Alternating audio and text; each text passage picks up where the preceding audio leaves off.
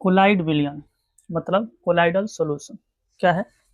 तो एक ऐसा विषमांगी मिश्रण है, कोलाइडल सॉल्यूशन एक ऐसा विषमांगी मिश्रण है जिसमें एक पदार्थ यानी परिक्षिप्त प्रावस्था से के बहुत सूक्ष्म कण दूसरे पदार्थ जिसको हम परिक्षेपण माध्यम में फैले रहते हैं।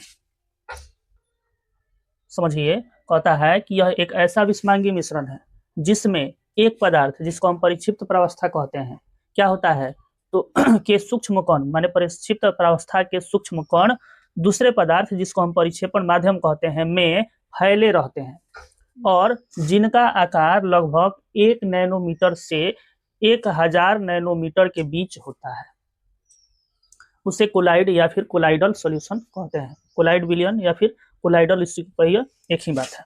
उदाहरण जैसे दूध है, धुआं है, जेल है, ये सब आपका किसका उदाहरण? कोलाइडल का उदाहरण, कोलाइड का उदाहरण।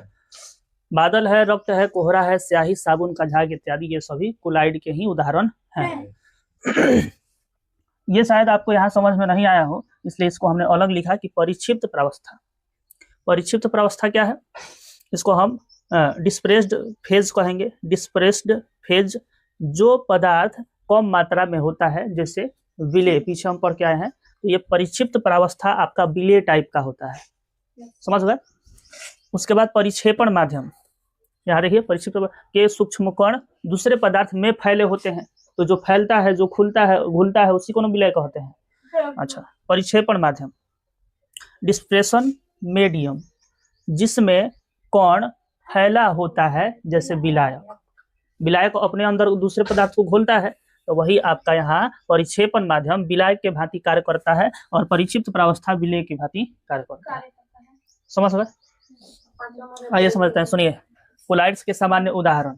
अब आप जान जाइए कि परिक्षिप्त प्रावस्था मतलब विलेय टाइप का, यानी इसको हम विलेय कह सकते हैं, और परिक्षेपण माध्यम मतलब इसको विलायक कह सकते हैं। तो जब परिक्षिप्त प्रावस्था द्रव और परिक्षेपण माध्यम गैस हो, तो इस प्रकार को हम एरोसोल प्रकार कहते हैं, एरोसोल प्रकार कहते हैं। और इसके उदाहरण में कौन कौन से आते हैं? तो कोहरा और बादल। इसमें क्या होता है बुआ? तो आपका द्रव गैस में घुला रहता है, द्रव गैस में घुला रहता है। तो कोहरा हम जाते हैं, रास्ते में जाते हैं, कोहरा मिलता है, कुहासा कोहरा मिलता है, तो तैरते रहता है, गैस तैरता है, लेकिन उसमें पानी की मात्रा भी पाई जाती है कि नहीं पाई जाती है? इसलिए पानी जल वहाँ विलेय का काम करता है और गैस वहाँ घोलने का काम करता है, अपने आप में मिलाए हुए रहता है उसको, किसको? तो द्रव को। अब समझ में आ रहा है? तो इसी टाइप का सारा उदाहरण है, और बादल भी उसी टाइप का है। बादल भी गैस में जल को घुले हुए रहता है। समझ गए? अच्छा, ठोस, जब ठोस विलेय हो, जिसको यहाँ पर विलेय और विलायक नहीं कहना है, परिक्षिप्त प्रावस्था और परिक्षेपण माध्यम कहना है। तो जब आपका ठोस परिक्षिप्त प्रावस्था है, समझने के लिए विलेय विलायक बता दिए। परिक्षिप्त प्रावस्था ठोस हो और परिक्षेपण माध्यम गैस हो, माने ठोस गैस में मिला हुआ हो, तो इस प्रकार को हम एरोसोल प्रकार कहते हैं, जैसे धुआं। धुआं में ठोस द्रव में मिला होता है। धुआं में आपका ठोस द्रव में, गैस में ठोस गैस में मिला हुआ द्रव नहीं, ठोस जब गैस में मिला हुआ है तो एरोसोल, जैसे आपका धुआं। गैस जब द्रव में मिला हुआ है तो इस प्रकार को हम फोम कहेंगे, और जैसे शेविंग क्रीम, आपका शेविंग क्रीम देखे हैं, दाढ़ी वाड़ी बनाने। उसके बाद द्रव में मिला है तो इसको इमल्सन कहेंगे, जैसे दूध, फ्रेश क्रीम। ठीक है। उसके बाद ठोस द्रव में तो इसको सोल कहेंगे, जैसे मैग्नीशिया मिल्क या फिर कीचड़।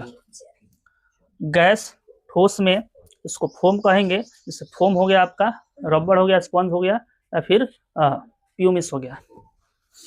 उसके बाद है द्रव ठोस में तो जेल, द्रव ठोस में तो जेल हो गया, जिसको जेली खाते हैं, पनीर खाते हैं, मक्खन खाते हैं।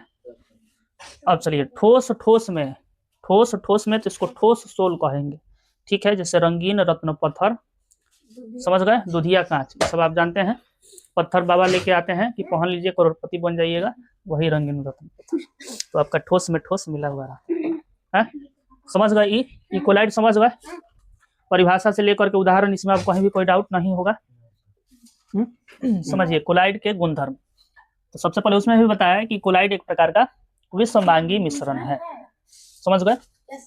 दूसरा का होता है कि इसके कणों का व्यास 1 नैनोमीटर से लेकर के 1000 नैनोमीटर के बीच होता है। समझ गए। तीसरा, इसके कण प्रकाश के किरणों को फैला देते हैं जिससे प्रकाश का मार्ग दिखाई देने लगता है तथा टिंडल प्रभाव उत्पन्न करता है। जब प्रकाश का मार्ग दिखाई देने लगे तभी तो टिंडल प्रभाव उत्पन्न होता है, तो वही बात बताया। चौथा कहता है कि ये छानन विधि द्वारा मिश्रण से पृथक नहीं किए जा सकते हैं। भले ही विषमांगी मिश्रण है लेकिन छानन विधि द्वारा इसको पृथक नहीं किया जा सकता है। इसके उदाहरण है दूध, कोहरा, धुआं, गोंद आदि। अब आप बताइए, दूध को छान करके अलग कर सकते हैं, कोहरा को नहीं कर सकते हैं। ये आपके हाँ वही बात है। तो ये आपके कोलाइड के गुणधर्म है। समझ गए। समझ गए ना हो। विलयन, निलंबन एवं कोलाइड को अब इसका एक दूसरे से भिन्न कैसे है, माने आप यह भी कह सकते हैं कि विलयन, निलंबन और कोलाइड में क्या अंतर है। समझ गए। तो जानिए, विलयन में कहता है कि ये 2 या 2 से अधिक पदार्थों का समांगी मिश्रण होता है। कौन? विलयन, माने समांगी मिश्रण है विलयन। निलंबन क्या है? विषमांगी मिश्रण है। मिश्रण तो यह भी है लेकिन विषमांगी है। समांगी और विषमांगी में कोई डाउट नहीं है, पीछे हम बता चुके हैं। फिर कहता है कोलाइड, तो हाँ यह एक विषमांगी मिश्रण है, यह भी विषमांगी, हालांकि लगता समांगी जैसा है। कोलाइड लगता समांगी जैसा है लेकिन है विषमांगी। समझ गए। अच्छा, इसके कणों में समांगिकता होती है। इसके कणों में समांगिकता होती है, समान रूप से बराबर रूप से फैला होता है। इसमें नहीं होती है, इसमें नहीं होती है। इसमें मैंने निलंबन में नहीं होता है और कोलाइड में नहीं होता है। पता है, इसमें प्रकाश का मार्ग दिखाई नहीं देता है। विलयन में प्रकाश का मार्ग दिखता है? नहीं दिखता है। लेकिन निलंबन में दिखता है। कब तक? तो जब तक उसके कण तैरते रहते हैं तब तक। बाकी निलंबन समाप्त तो वो दिखना भी समाप्त। कथी दिखना? तो प्रकाश का मार्ग दिखना समाप्त। लेकिन इसमें बराबर रूप से दिखाई देते रहता है और टिंडल प्रभाव भी उत्पन्न करता है कोलाइड में। समझ गए। चलिए, छानन विधि द्वारा अलग नहीं कर सकते हैं। क्या हम विलयन को छान करके चीनी और पानी अलग कर सकते हैं? नहीं कर सकते हैं। निलंबन में तो कर सकते हैं, कंकड़ पत्थर हो तो उसको किया जा सकता है। क्या दूध को छान करके अलग किया जा सकता है? नहीं कर सकते हैं। इसलिए कोलाइड को भी छानन विधि द्वारा अलग नहीं किया जा सकता है। साथ ही कहता है कि यह अस्थायी होता है। अस्थायी मतलब एक बार जैसा है वैसा ही है, स्टेबल होता है। समझ गए। ये अस्थायी होता है, कभी घुल जाता है, कभी मिल जाता है तो कभी बैठ जाता है। समझ गए। और यह भी आपका अस्थायी होता है। कोहरा, बादल इत्यादि ये सब आप देखते हैं तो ये अस्थायी होता है। समझ गए।